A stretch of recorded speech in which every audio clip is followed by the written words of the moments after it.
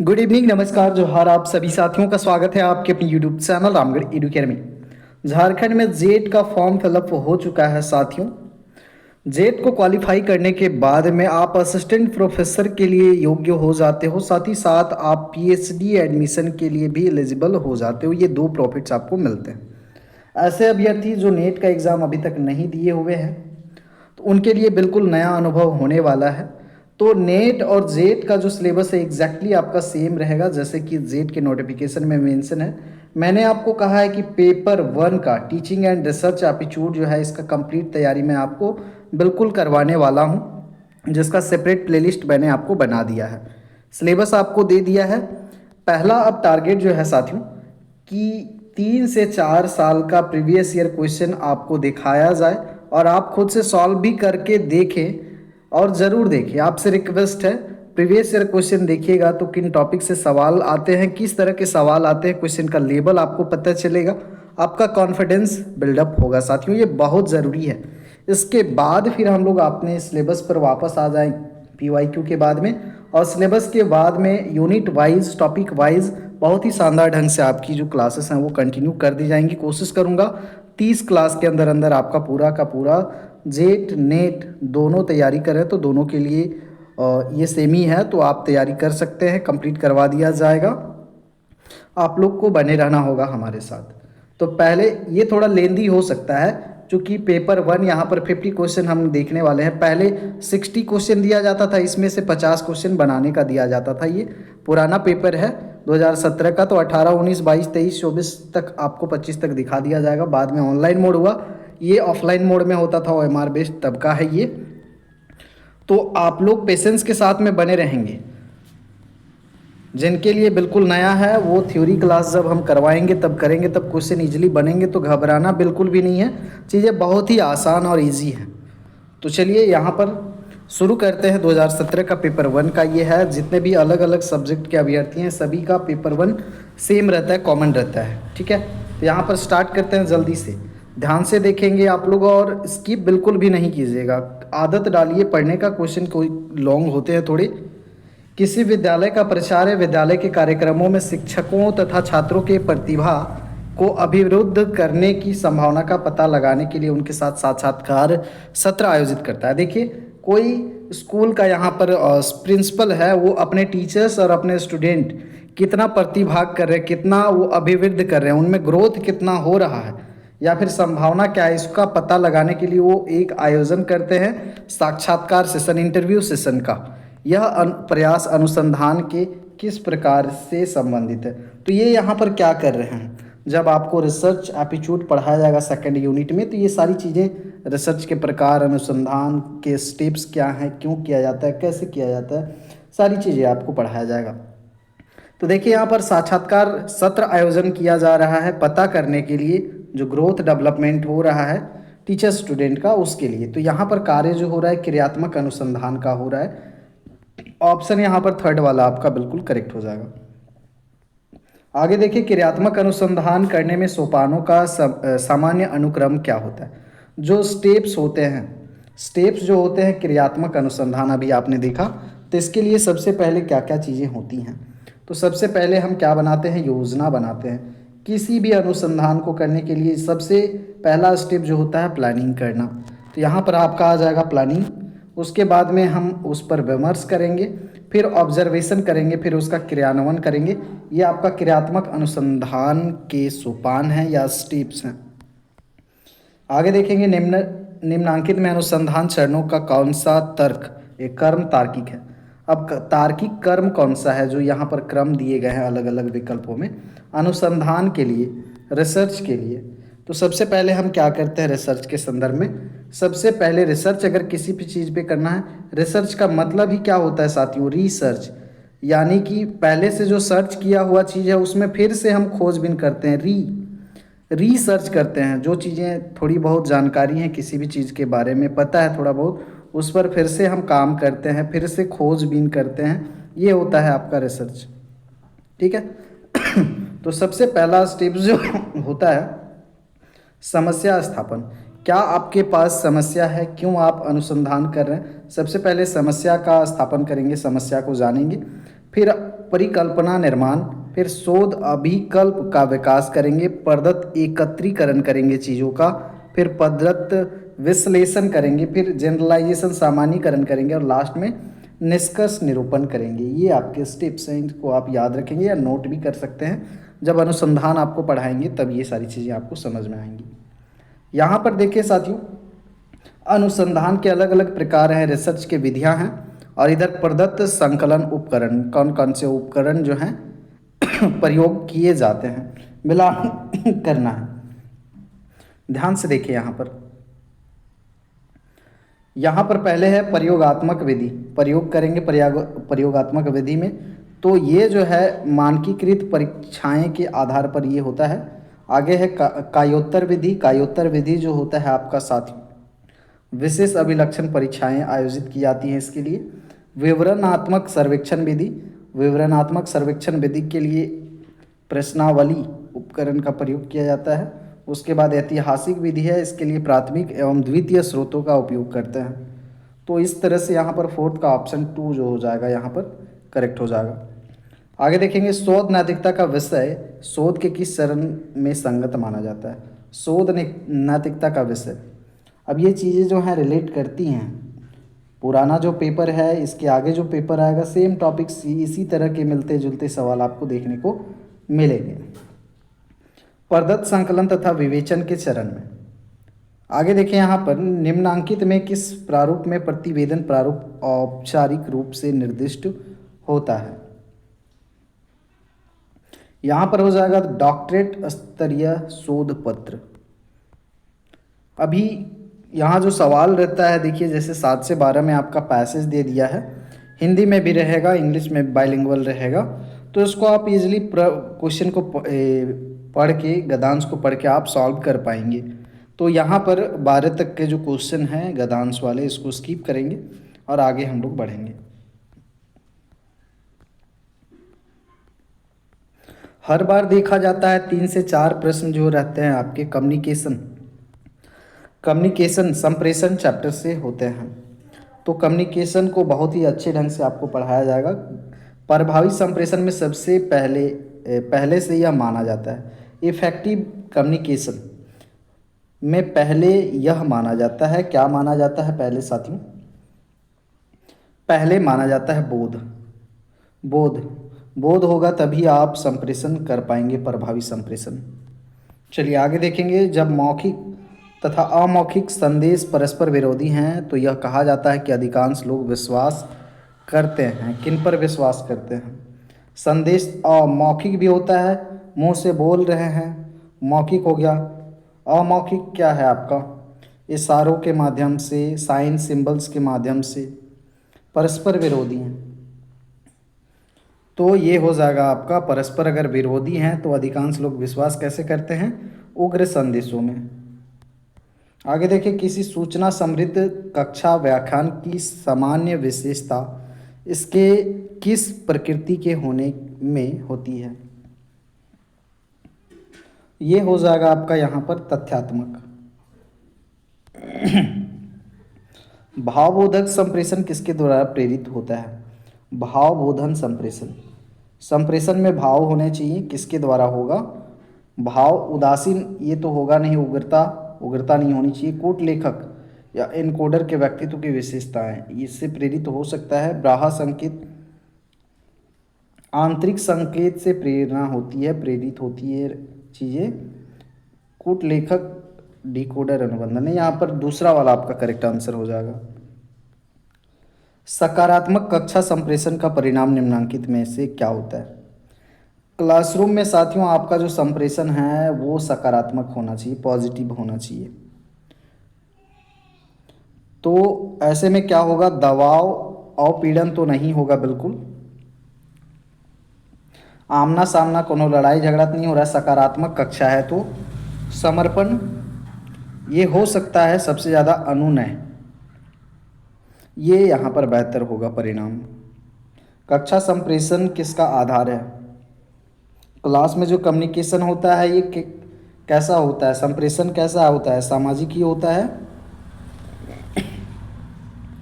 आगे देखेंगे यहाँ पर हम लोग रीजनिंग के भी सवाल पूछे जाते हैं। देखिए 1 4 27 16 फिर क्वेश्चन मार्क 36 243 है। कैसे बढ़ रहा है? 1 का अगर यहाँ पर देखें तो 1 का क्यूब, 2 का स्क्वायर और 3 का क्यूब करेंगे तो 27 और ये 4 का स्क्वायर।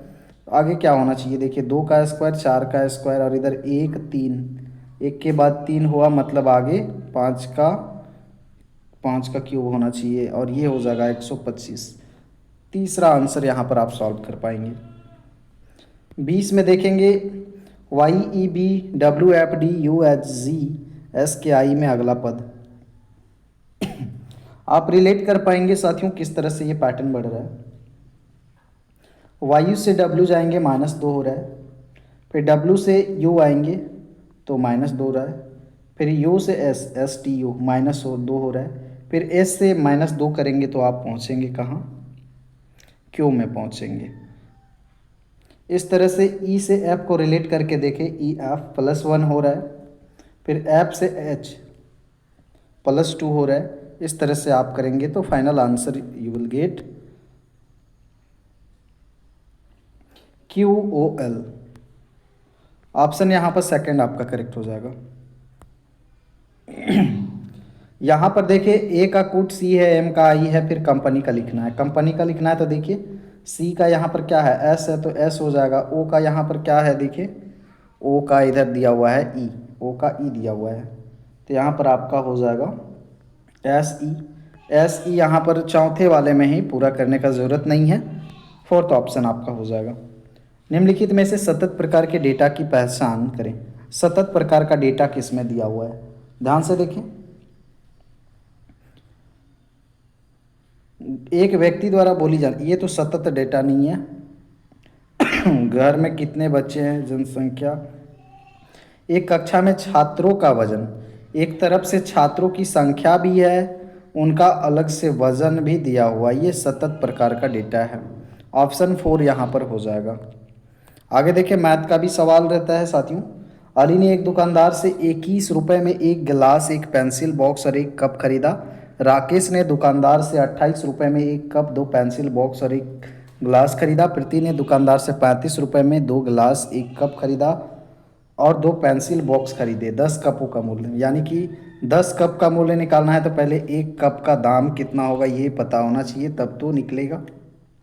इसके लिए हमें इक्वेशंस बनाने होंगे साथियों। पहला जो यहाँ पर स्टेटमेंट है देखिए 21 रुपये में क्या लिया है? एक गिलास, उसके बाद में एक पेंसिल है, फिर आपका एक कप है। इनको अगर लिया है 21 रुपये में, फिर दूसरा इक्वेशन बन जाएगा राकेश ने दुकानदार से 28 रुपये में क्या क्या खरीदा है? 2 पेंसिल, यानी कि 2 पेंसिल, 1 गिलास और एक कप है और ये खरीदा है आपका 28 रुपये में। इसको अरेंज कर लेंगे। जी को पहले कर देते हैं, G + 2P + C। इक्वेशन को सॉल्व करने में आसानी होगा। ये इक्वेशन 2 मान ले आप, इसको 1 मान ले। उसके बाद में फिर से इसको आप लिख ले। 35 रुपया में क्या क्या खरीदा है भाई? 2 गिलास खरीदा है, एक खरीदा है कप और 2 गो यहाँ पर पेंसिल, 35 रुपये में। अब यहाँ पर इक्वेशन 1 2 3 को सॉल्व करेंगे, कट छट करेंगे। आपका यहाँ पर फाइनल जो आपका आएगा, एक कप का दाम 7 रुपये आएगा। काफ़ी लेंदी हो जाएगा, वीडियो लंबा हो जाएगा, इसीलिए मैं आपसे कहता हूँ इक्वेशंस को आप सॉल्व कर लेंगे जिस तरह से आप 10th क्लास में इक्वेशंस को सॉल्व करते हैं। 2-3 विधियाँ हैं, उससे सी का मान निकालेंगे तो 7 रुपये आएगा एक कप का, लेकिन 10 कप का दाम चाहिए तो 7 दूनी आएंगे 70 रुपये। इसको आप सॉल्व करेंगे। नीचे दिए गए 4 शहरों में 3 किसी न किसी रूप में एक समान है जबकि चौथा अलग है। 4 शहर हैं, सबसे अलग कौन है साथियों? ऋषिकेश ही है यहाँ पर। चलिए आगे बढ़ेंगे। नीचे तर्क की जो विशेषताएं दी गई हैं, निम्नलिखित में से उस कूट का चयन करें जो निगमनात्मक तर्क की विशेषता नहीं बताता है। निगमनात्मक तर्क में क्या होगा? नियम का बात होगा। तो निगमनात्मक तर्क का विशेषता कौन नहीं बता रहा है? ध्यान से आप देखें। निष्कर्ष प्रेक्षण तथा प्रयोग पर आधारित होना चाहिए। हमारा जो कंक्लूजन होना चाहिए किस पर आधारित होना चाहिए? प्रेक्षण और प्रयोग पर। यही तो नहीं बता रहा। बाकी निष्कर्ष आधार वाक्य वाक्यों द्वारा समर्थित होना चाहिए। निष्कर्ष अनिवार्यता आधार वाक्य वाक्यों से निकलना चाहिए। तर्क वैध अथवा अवैध दोनों हो सकते हैं, बिल्कुल सही बात है ये भी। लेकिन विशेषता कौन नहीं बताता? पहला वाला। चलिए चलते हैं आगे। यदि समान उद्देश्य तथा विधेय के दो मानक निरपेक्ष तर्क वाक्य इस प्रकार संबंधित है कि अगर एक अनिर्धारित रहता है तो दूसरा भी अनिर्धारित होगा, तो उसका संबंध क्या कहलाता है? तो ये हो जाएगा आपका साथियों उप असंगत। थ्योरी क्लास में चीज़ें क्लियर होंगी, अभी तो बिल्कुल नया लगेगा, तो घबराइएगा नहीं। महिलाओं तथा पुरुषों की प्रजननात्मक क्रियाविधि अलग अलग होती है, लेकिन किसी को भी दूसरे के सापेक्ष अधिक अपकृष्ट अथवा उत्कृष्ट नहीं माना जाता। ठीक है, महिला पुरुष मेल फीमेल हैं, दोनों का प्रजनन क्रियाविधि अलग है, लेकिन किसी को हम अपकृष्ट उत्कृष्ट नहीं मान सकते। उसी तरह किसी पक्षी के पंखों को मीन पक्षों के सापेक्ष उत्कृष्ट या अपकृष्ट नहीं मान सकते। तो यहाँ पर क्या हो रहा है? क्या हो रहा है? सादृश्यता का यहाँ पर बात हो रहा है। रीजनिंग पढ़ेंगे तो रीजनिंग में इसी तरह के उदाहरण दिए जाते हैं। सादृश्यता में सादृश्य परक तर्क है ये। आगे देखें, निम्नांकित तर्क वाक्यों में दो इस प्रकार संबंधित हैं कि वे दोनों सही नहीं हो सकते। ठीक है, दोनों सही नहीं हो सकते, किंतु वे दोनों गलत हो सकते हैं।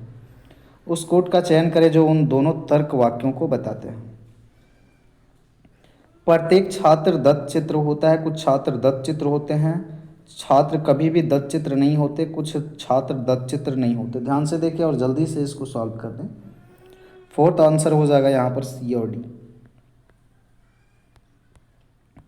आगे देखें, यहाँ भी तर्क है और निष्कर्ष है। रीजनिंग का ये सवाल है। रीजनिंग अगर आप किए हैं, ज़रूर बेशक किए होंगे, पोस्ट ग्रेजुएट है तो सभी रीजनिंग इस तरह के सवाल आप किए होंगे, वेन डायग्राम वगैरह भी पढ़े होंगे, तो यहाँ पर आप इजीली कर पाएंगे साथियों। अस्पृश्यता एक अभिशाप है, सभी गर्म बर्तन अस्पृश्य हैं।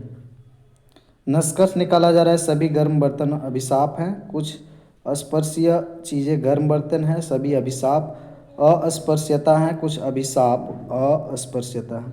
अगर दिक्कत होगा तो रीजनिंग का भी मैं आपको क्लास दे दूंगा। यहाँ पर आपका करेक्ट आंसर हो जाएगा पहला वाला।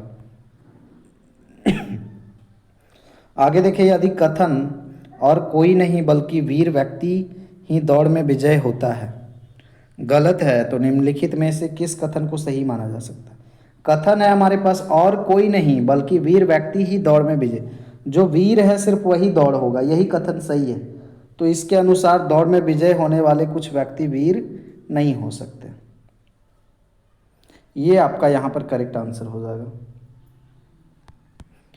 आगे देखते हैं।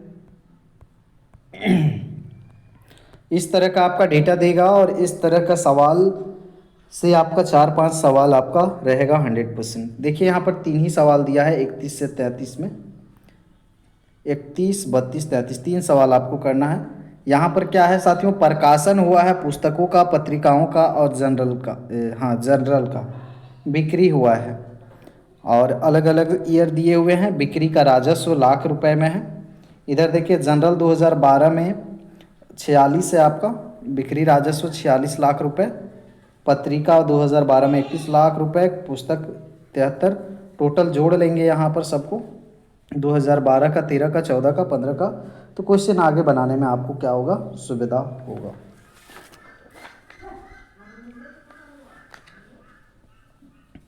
जैसे यहाँ पर टोटल रेवेन्यू अगर हम जोड़ें, टोटल रेवेन्यू 2012 का, तो जोड़ ले 6, 1 7, 7 3 10 का 0, 4 3 7, 7 7 14 और 1 15, यानी कि टोटल रेवेन्यू 2012 का 150। उसी तरह 2013 का आप जोड़ लेंगे 7 7 14 और 9, 14 और 9 हो जाएगा आपका 23। 4 3 7 7 14 और 2 15 16 163। 14 का भी टोटल रेवेन्यू राजस्व और 15 का भी जोड़ लेंगे, ये इजी है। अब आगे हम सवाल को देखते हैं। वर्ष 2015 में पुस्तकों की बिक्री से कुल राजस्व का कितना प्रतिशत भाग प्राप्त हुआ? कुल राजस्व का, है ना, टोटल राजस्व जो है उसमें कितना प्रतिशत भाग जो है 2015 में सिर्फ पुस्तक का बोला है पत्रिका का नहीं बोला है, सिर्फ पुस्तक का बोला है। तो इसके लिए हम क्या करेंगे, टोटल रेवेन्यू जो है 2015 का, और यहाँ पर पुस्तक का बात हो रहा है तो पुस्तक का टोटल कितना है यहाँ पर रेवेन्यू आप देखिए। हाँ 2015 का है, ठीक है 2015 का, ये 2015 है तो 2015 में आप देखिए टोटल रेवेन्यू कितना होगा 2015 का। टोटल रेवेन्यू यहाँ पर जोड़ेंगे इनको तो 173 होगा, ये टोटल रेवेन्यू है। लेकिन टोटल रेवेन्यू में सिर्फ बुक का कितना प्रतिशत है ये हमें बताना है। तो बुक का कितना है साथियों, परसेंटेज अगर निकालेंगे हम तो बुक कितना है यहाँ पर 2015 में 78 लाख रुपए। तो ये आपका हो जाएगा 78 और बटा में टोटल कितना है रेवेन्यू, ये टोटल रेवेन्यू है, इसको 100 से मल्टीप्लाई कर देंगे तो ये इजीली आपका सॉल्व हो जाएगा, डिवाइड कर देंगे तो 45.08 आ जाएगा परसेंट। तो ये करेक्ट आंसर हो जाएगा 45 के आसपास आ रहा है ना, तो ये 45 हो जाएगा। कितने वर्षों में कम से कम 2 मदों की श्रेणियों से राजस्व में वृद्धि हुई। कितने वर्षों में मतलब किन किन सालों में कितने बार 2 मदों की श्रेणियों से कम 2 मदों की श्रेणियों से राजस्व में क्या हुआ है, वृद्धि हुआ है। तो हमें सबका चेक करना होगा बारी बारी से। चलिए तो यहाँ पर हम पहले देखते हैं 2012 और 13 के बीच में, 2012 और 13 के बीच में देखते हैं किस में कितना वृद्धि हुआ है या फिर किस श्रेणी में क्या यहाँ पर ह्रास हुआ है, बढ़ोतरी हुआ है कि कमी हुआ है। चलिए पहले देखें यहाँ 2012 से 13 में क्या हुआ है। 47 में 46 घटाएंगे तो 1 होगा, यानी कि जनरल में क्या हुआ है, वृद्धि हुआ है। फिर यहाँ पर 12-13 में बात करेंगे पत्रिका का, तो यहाँ पर पत्रिका में देखिए 39 - 31 8, यानी कि ये वृद्धि हुआ है। 2 श्रेणी में तो हो गया, पुस्तक तीसरा श्रेणी है तो यहाँ पर भी देखिए 77 - 73 4 ये भी वृद्धि हुआ। तो 2 से अधिक कितने बार वृद्धि हुआ, 2 श्रेणियों में, पत्रिका में और पुस्तक में। तो 2012 में तो 2 गो हो गया, ठीक है। वृद्धि की संख्या 3 हो जाएगी, मतलब 2012 में जो है 2012 वर्सेस 13 में तीनों श्रेणियों में वृद्धि हुआ है, ठीक है। उसी तरह हम 13 से 14 में देखते हैं। 13 से 14 में देखें 47 था 2013 में और 45 हो गया 2014 में, तो ये तो वृद्धि नहीं हुआ, -2 कमी हुआ। फिर यहाँ पर देखें 46 - 39 ये तो वृद्धि हुआ है, कितना का 7 वृद्धि हुआ है। फिर यहाँ पर देखेंगे तो ये 1 वृद्धि हुआ है, मतलब 2013 से 14 में 13 वर्सेस 14 में कितने श्रेणियों में वृद्धि हो रहा है, पत्रिका में वृद्धि हुआ और पुस्तक में, यानी कि 2 श्रेणियों में वृद्धि हुआ। उसी तरह से हमें आगे भी देखना होगा साथियों। 14 से 15 में कितने श्रेणियों में वृद्धि हो रहा है। पहले देखें 45 था 44 हो गया, मतलब एक में कमी हो रहा है ना, ये वृद्धि नहीं हो रहा है। पत्रिका में देखें 46 से 51, मतलब ये वृद्धि हुआ है, ये वृद्धि हुआ है। फिर यहाँ पर समान है, मतलब वृद्धि की संख्या जो है श्रेणियों की जो संख्या है 14 वर्सेस 15 में 1 है, 1 का ही वृद्धि हुआ। और 2012-13 में कितना वृद्धि हुआ था, 3 श्रेणियों में, 13-14 में 2 श्रेणियों में, 14-15 में 1 श्रेणियों में। तो सवाल पूछा था 2 या 2 से अधिक बार कितने बार में हो रहा है ना। तो देखिए 2013-14 में 2 बार हो रहा है, 2013-12 में 3 बार हो रहा है। तो 2 साल मतलब 2 बार 2 से अधिक श्रेणियों में वृद्धि हो रहा है। तो यहाँ पर करेक्ट आंसर क्या हो जाएगा साथियों, 2 मदों की श्रेणियों से राजस्व में वृद्धि हुई है, कितने वर्षों में, 2 वर्षों में। चलिए आगे देखें, यदि वर्ष 2016 के दौरान कुछ कुल बिक्री राजस्व में लगभग 14 की तुलना में 15 में हुई वृद्धि के अनुरूप वृद्धि होनी है तो 2016 के दौरान राजस्व में वृद्धि लगभग क्या होनी चाहिए। चलिए ये भी सवाल अच्छा है। तो 2014 से 15 का बात हो रहा है, तो 2014 का कुल राजस्व और 2015 का कुल राजस्व कितना था, आप ऐड कर लेंगे पहले टोटल रेवेन्यू। 2014 का टोटल रेवेन्यू ऐड करेंगे तो 169, 2015 का रेवेन्यू टोटल ऐड करेंगे तो 173। उसके बाद में हमें टोटल रेवेन्यू 2016 का निकालना होगा। अगर वृद्धि निकालें साथियों, 2014-15 का वृद्धि निकालें तो यहाँ पर कितना हो रहा है, 169 से जा रहा है 74, यानी कि वृद्धि जो हुआ, ग्रोथ जो हुआ यहाँ पर, ग्रोथ हुआ 2014-15 में कितना का ग्रोथ हुआ, 4 लाख रुपए का ग्रोथ हुआ। तो 4 लाख रुपए का ग्रोथ हुआ साथियों। 16 के दौरान राजस्व में वृद्धि लगभग क्या होनी चाहिए, तो 16 में क्या होगा लगभग, तो 2015 में कितना था, 2015 में अगर टोटल रेवेन्यू हम निकालें 2016 का, तो टोटल 173 था। अब इसमें ग्रोथ जो हुआ 4, ये जुड़ जाएगा, मतलब 177 लाख रुपए के आसपास में यहाँ पर लगभग वृद्धि होगी। चलिए आगे देखें। देखिए यहाँ पर आपका दशमलव संख्या, द्विधारी, बाइनरी, ये सब से भी सवाल रहेगा। आगे देखें यहाँ पर 38 में, दोनों कथनों को पढ़ें। सूचना एवं संचार प्रौद्योगिकी यानी कि आईसीटी को सूचना प्रौद्योगिकी आईटी का उप समुच्चय माना जाता है।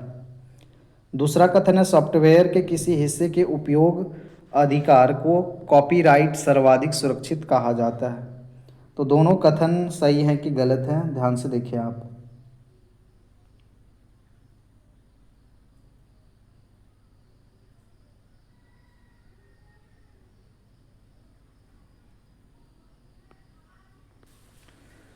तो यहाँ पर दोनों के दोनों जो हैं साथियों आपके जो हैं गलत हैं।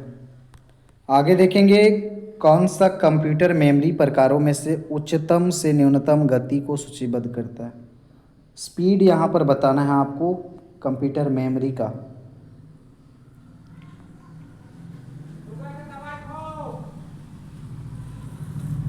तीसरा वाला हो जाएगा सीपीयू, रजिस्टर, फिर कैश मेमोरी, मेन मेमोरी, फिर सेकेंडरी मेमोरी, ये आपका हो जाएगा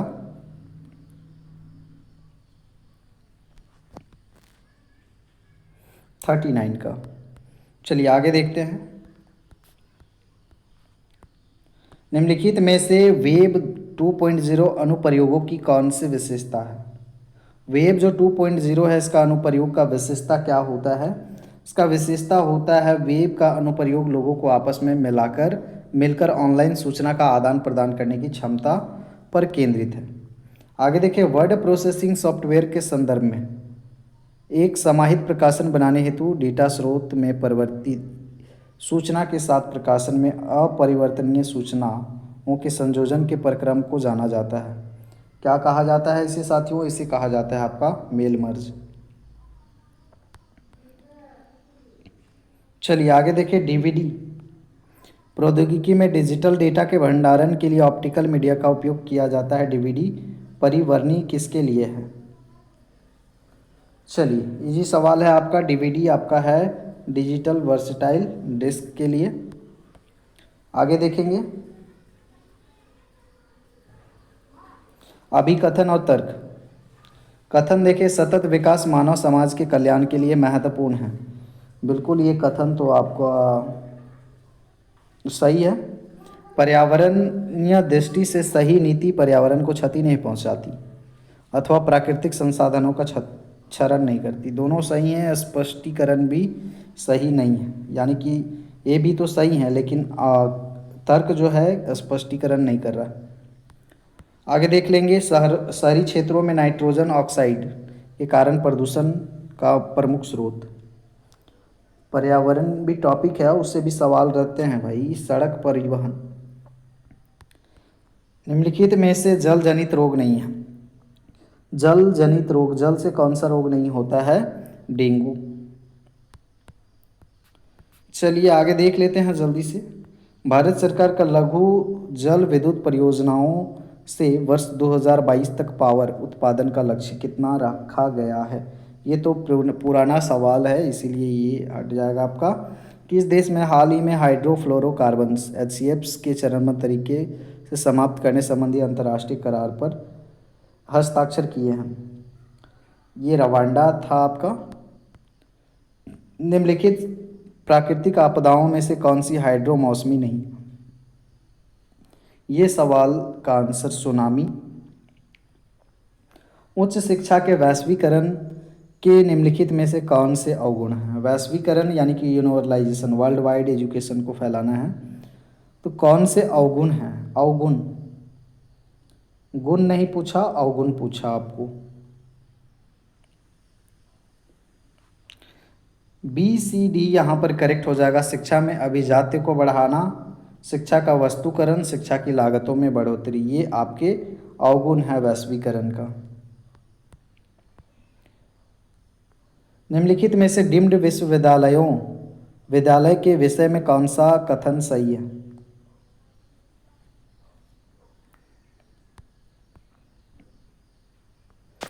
चलिए यहाँ पर करेक्ट आंसर आपका हो जाएगा BCD।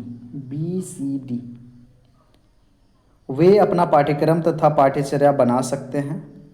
वे दाखिला और शुल्क के विषय में अपना दिशा निर्देश भी बना सकते हैं। वे उपाधि भी प्रदान कर सकते हैं। ये डीम्ड विश्वविद्यालयों के लिए है। चलिए ये 50 सवाल हो गए। इधर और भी सवाल हैं, लेकिन इनको स्किप करते हैं, इनको आप देख लीजिएगा। बाकी आगे के लिए बने रहिएगा आप लोग।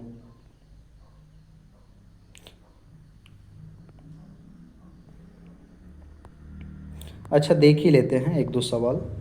शिक्षण अधिगम संबंधों के संदर्भ में निम्नांकित कथनों के समुच्चय में से कौन सा स्वीकार्य कथन है? अब जो टीचिंग लर्निंग हमारा प्रोसेस है, इसके संदर्भ में कौन सा कथन स्वीकार्य है? अपना उत्तर दर्शाने के लिए सही कोट का चयन करें।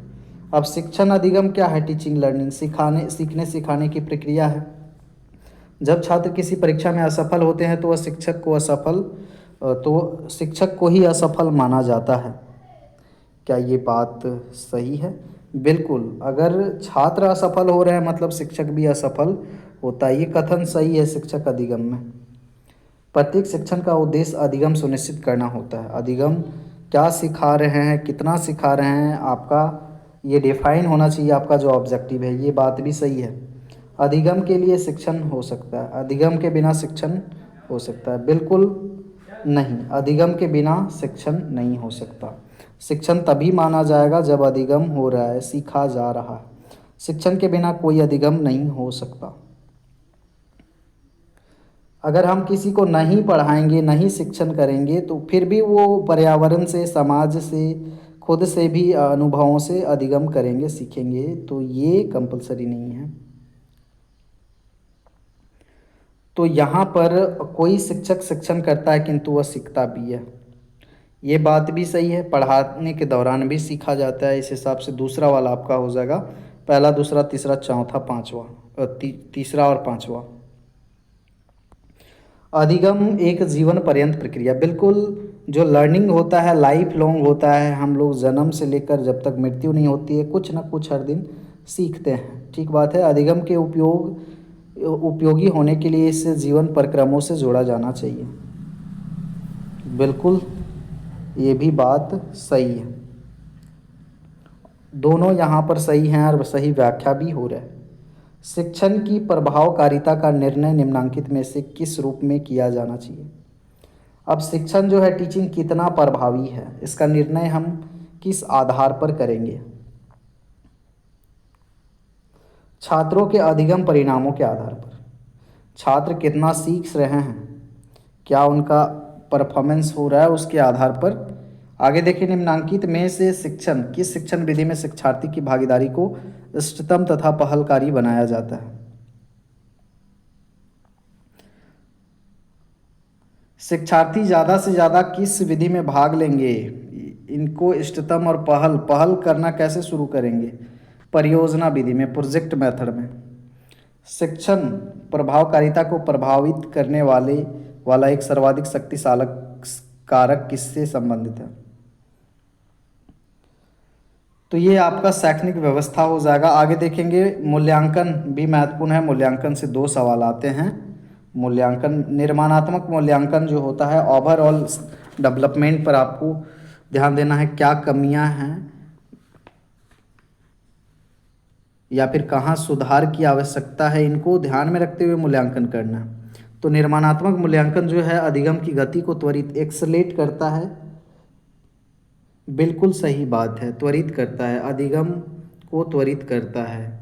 संकलनात्मक मूल्यांकन की तुलना में निर्माणात्मक मूल्यांकन अधिक विश्वसनीय है।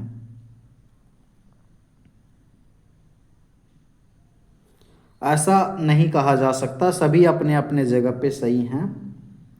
यानी कि अभिकथन ए तो बिल्कुल सही है, आर जो है आपका गलत है। तो इस तरह से आपने देखा PYQ। अभी 2-3 जो वीडियोस आएंगी इसी तरह सिर्फ प्रीवियस ईयर क्वेश्चन के ही आएंगे, ताकि प्रीवियस ईयर क्वेश्चन को आप देखें और किस तरह के सवाल हैं उनको ज़रूर समझने का कोशिश करें, खुद से भी समझ के करने का कोशिश करें 1-2 सवाल कुछ। बाकी आपकी क्लासेस तो आएंगी ही, थोड़ा सा आप सब्र करेंगे।